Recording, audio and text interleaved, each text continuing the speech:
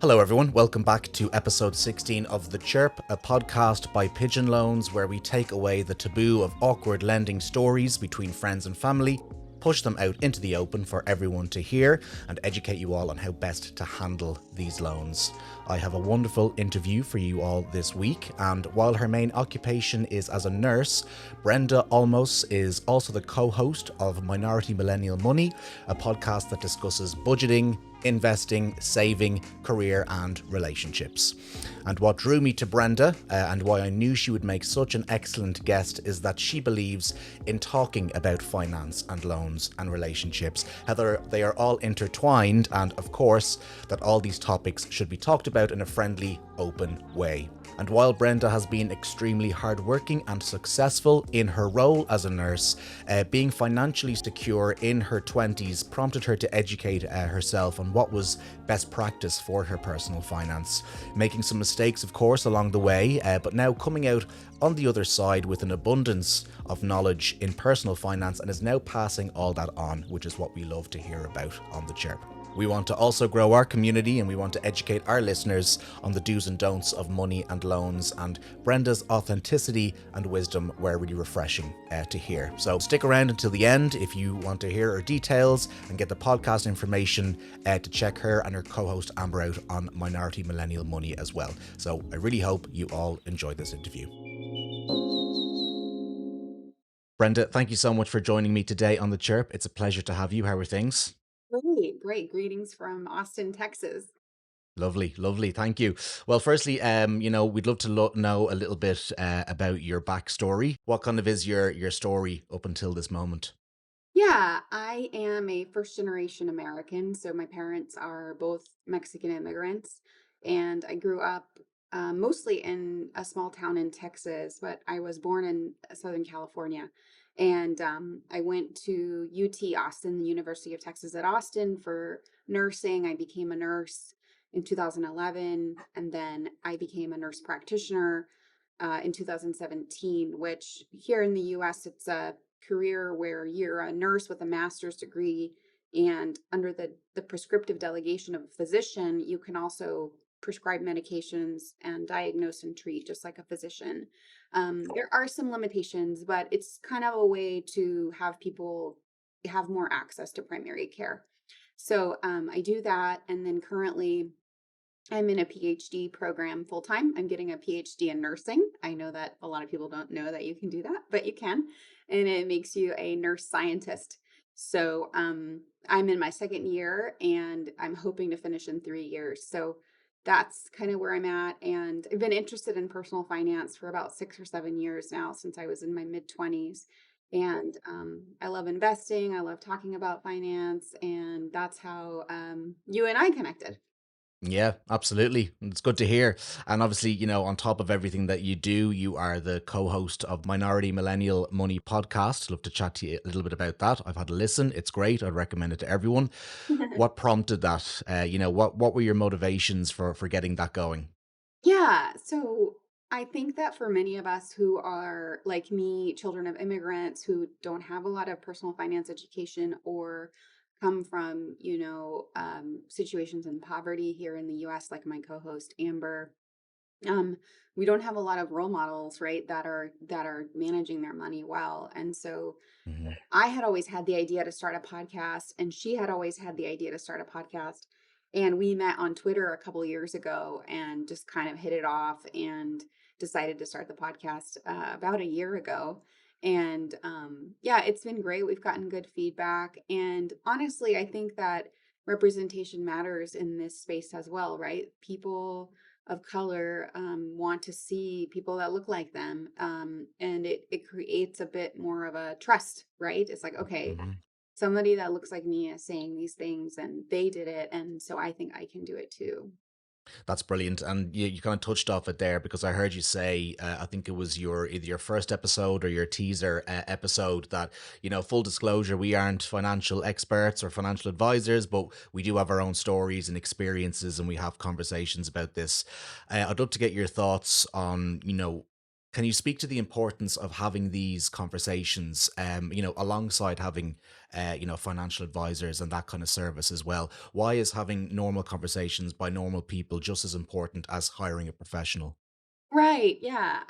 One of our little taglines is we take the taboo out of your financial tabulations. And Yeah. um, I think that, in regular culture, it's taboo to talk about money, to talk about how much you make, to talk about what you invest. And um, Amber and I met on money Twitter or personal finance Twitter, where people talk openly about their finances, their expenses, their income, their investing strategies. And so there's a little bit of a niche culture there, right? And we're trying to normalize that, trying to say, um, it's okay to talk about it. And actually, you can benefit a lot from talking about it. And um, there's no shame associated with debt. A lot of us have debt.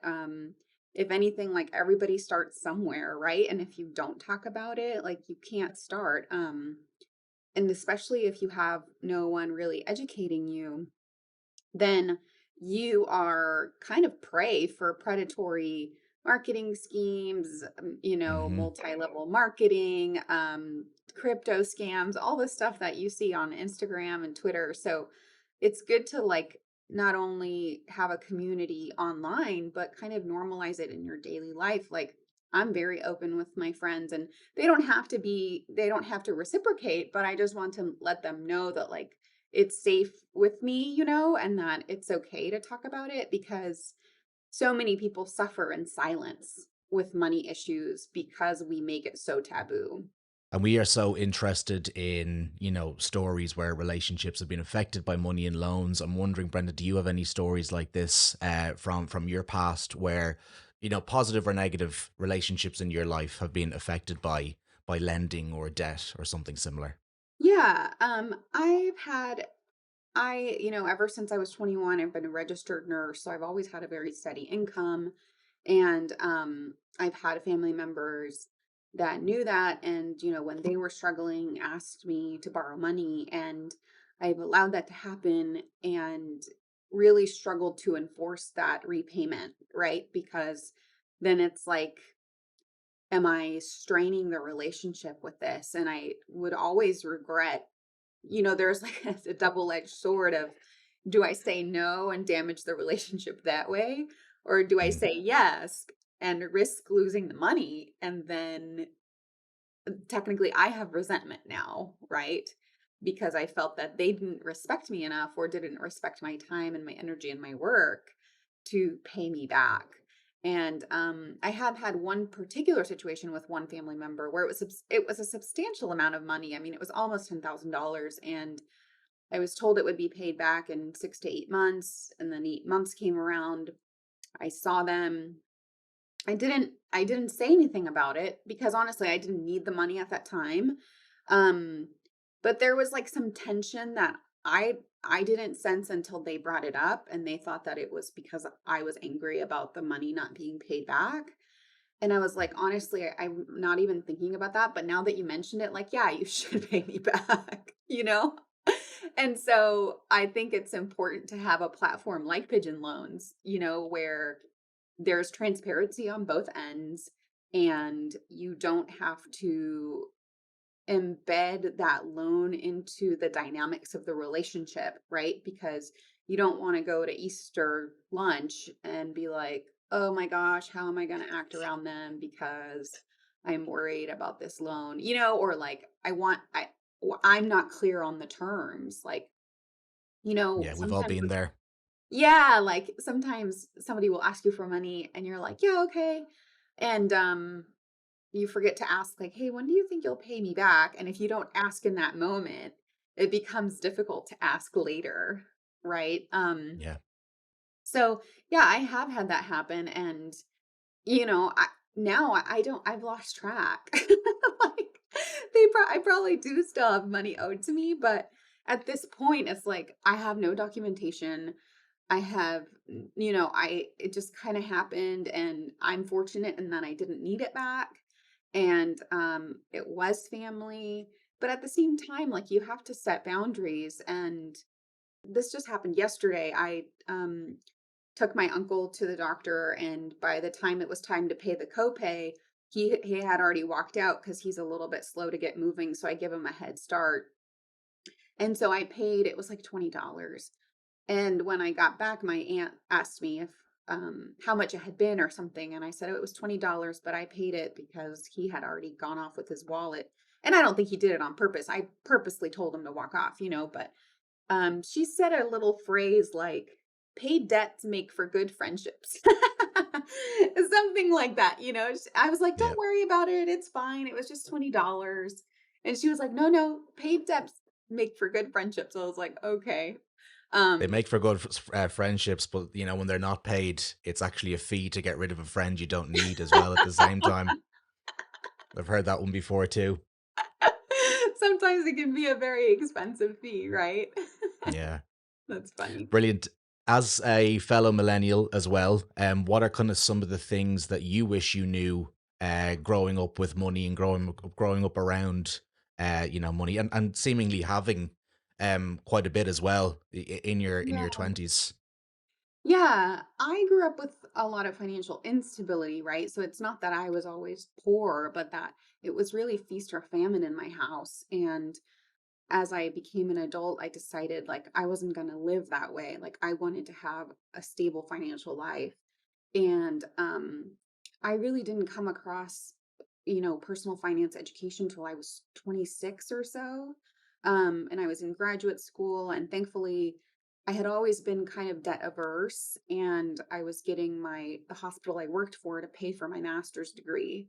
But I started learning about investing, and I was like, oh wow, I've been saving money, but I didn't know what to do with it. It was just kind of sitting in a savings account. And Amber and I talk about this in one of our episodes, but I didn't know that you could just invest on your own. So I went to Wells Fargo, and I had an advisor tell me that I had to have $25,000 to like be able to open a portfolio with them. And I did that, and a year later realized like that was kind of a scam, like I could have started with the $100 in like Betterment or M1 Finance or something like that. So Mm. I wish I had learned about investing like when I was 18 and could have opened a brokerage account, and just put a little bit of money in it. Or when I was 21 and I got my first job, and I was used to having little money, having been in college, and I could have maxed out my 401k since I was 21 instead of since I was 26.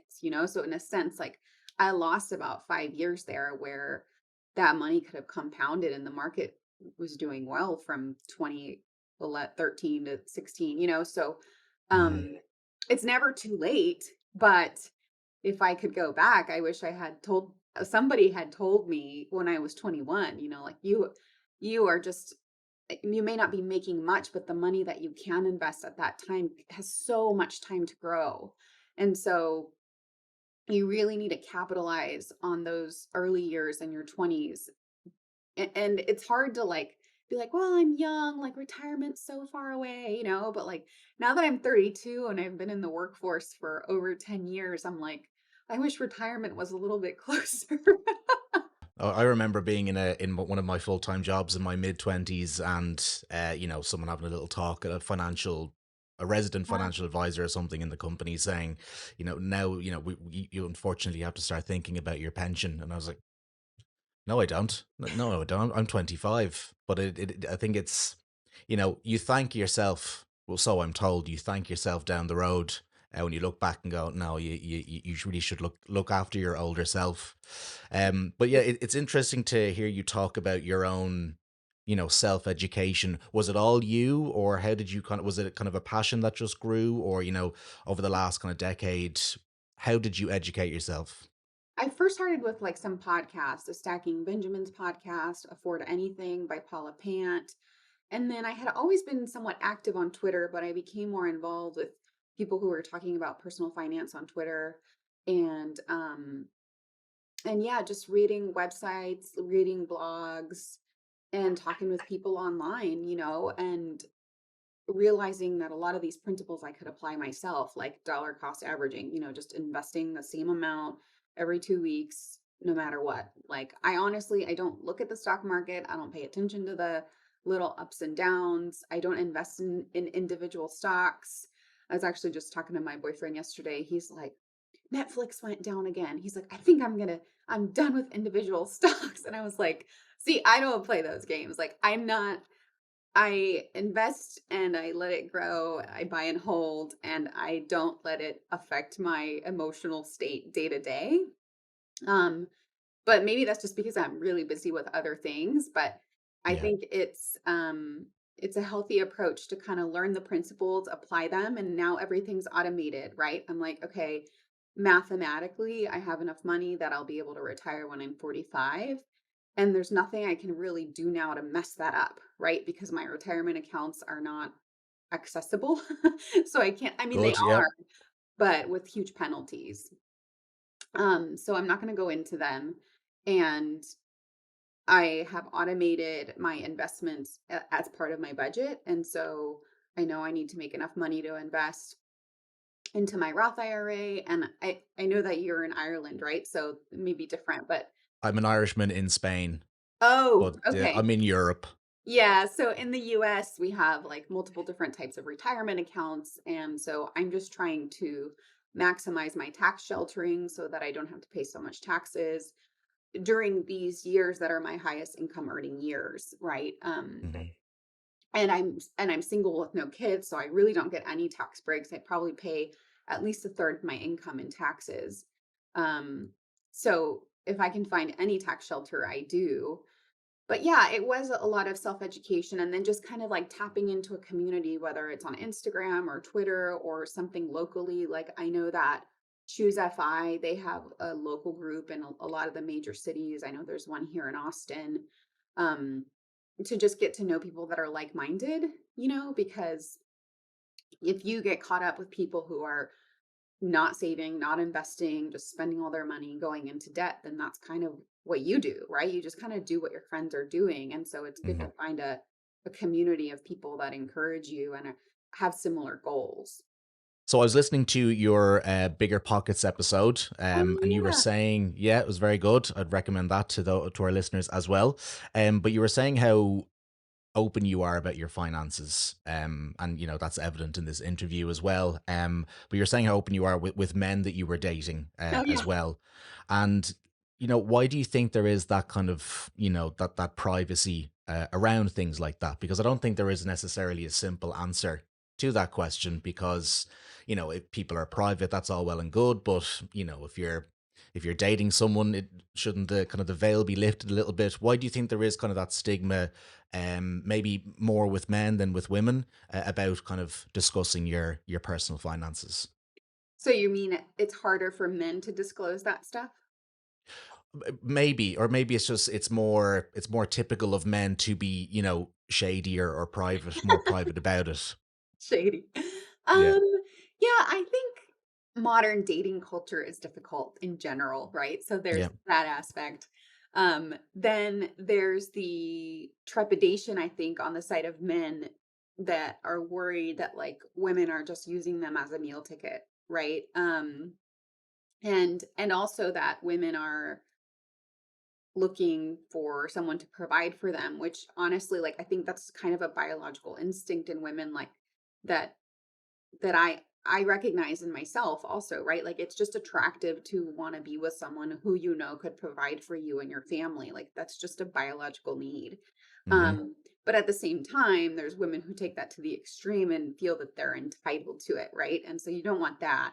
But I'm pretty open. I mean, I don't tell people on the first date like, "Hey, I have two rental properties and I'll be financially independent at 45." Like I don't do that, but um I think it's important to be transparent, especially if you see a relationship going forward.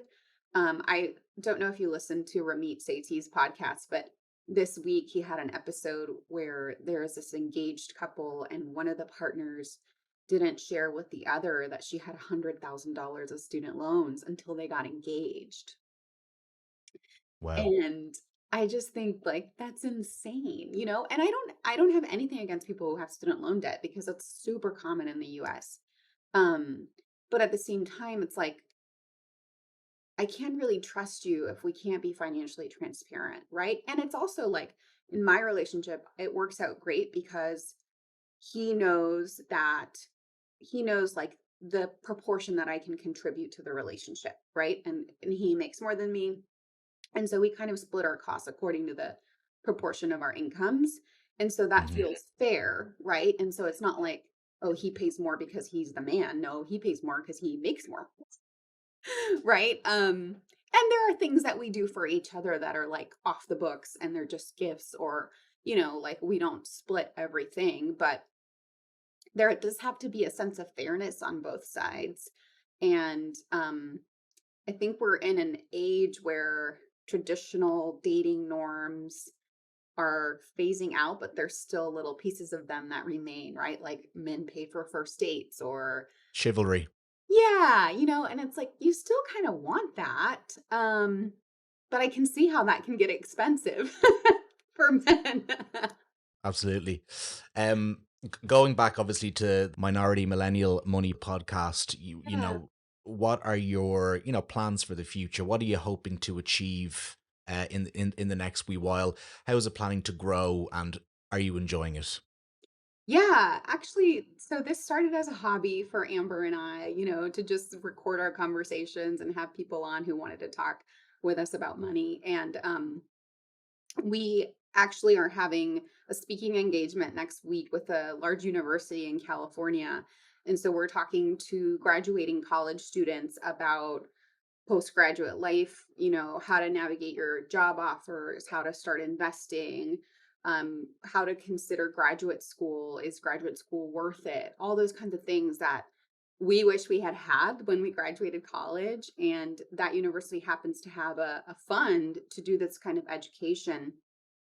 And It's brilliant. yeah, so I'm like, that's amazing. So Amber and I will be speaking at that next week, and we hope to keep doing that kind of thing, where we do specific outreach to young people who are at a pivotal moment in their career and their life. And they'll get that. They'll get someone telling them at 21 or 22, like, start investing now, right?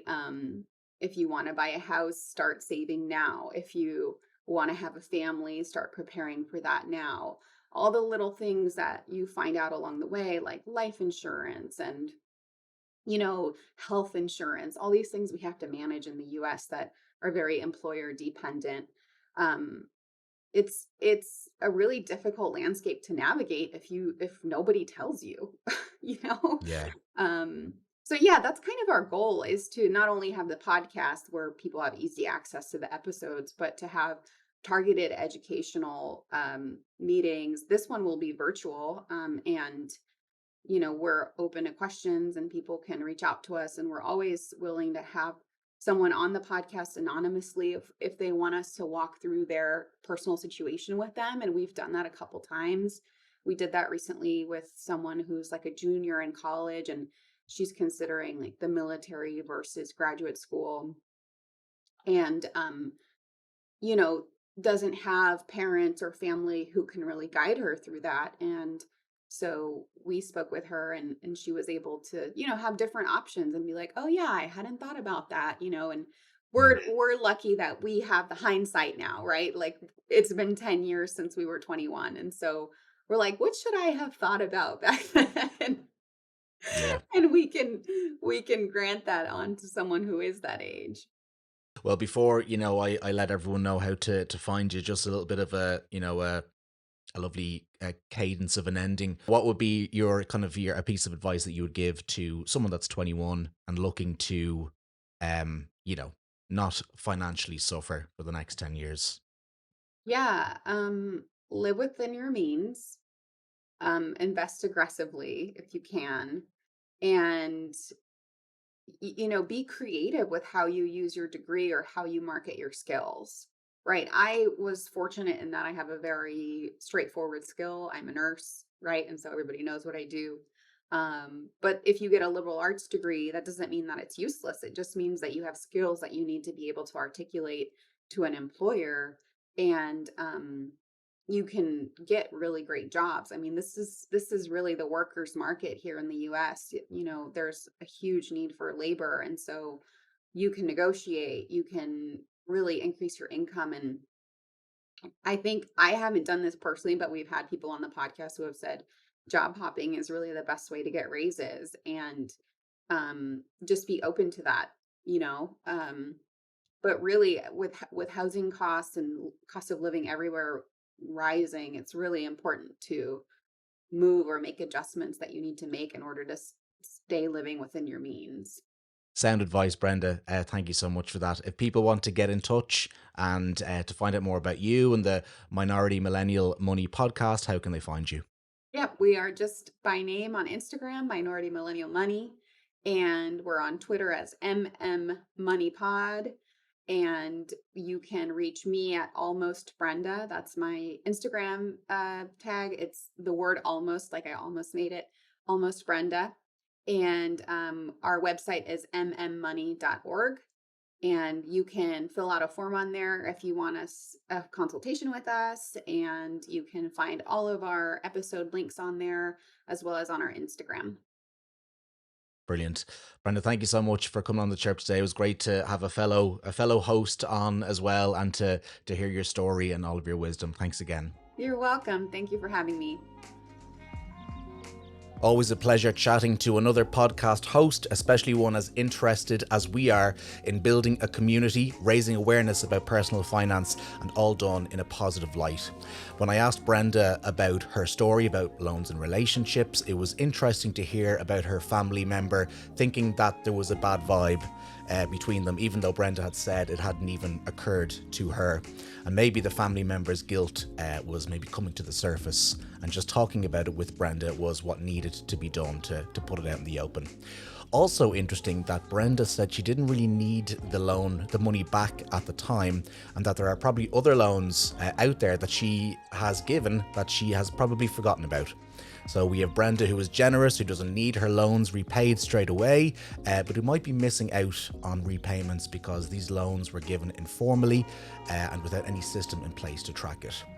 And I really related to Brenda's feast or famine upbringing, as it wasn't too dissimilar to mine. Depending on the year, you could have found me out in lovely restaurants with my parents, or other times you could have found us doing a local supermarket shop and having dinners cooked that night costing next to nothing. And as a millennial, I can relate to the timing of the financial crisis as well, and speaking for myself, that definitely caused a lot of yo-yoing in that regard. But what was great about Brenda was that, whether it's feast or famine, or whether anyone grows up rich or poor, minding your finances, being generous but smart with your money and loans is all stuff that you can learn. And these are habits that you can educate yourself on, just like studying a textbook or lifting a weight. So be sure to check out Brenda and her co-host Amber on their podcast Minority Millennial Money. I predict great things for them and their mission as they look to educate young folk on how best to handle their personal finance. As for me and the Chirp, we shall be back as per usual in 2 weeks' time. Be sure to be on the lookout for my sunburn on YouTube as we now enter into the warmer months of the year.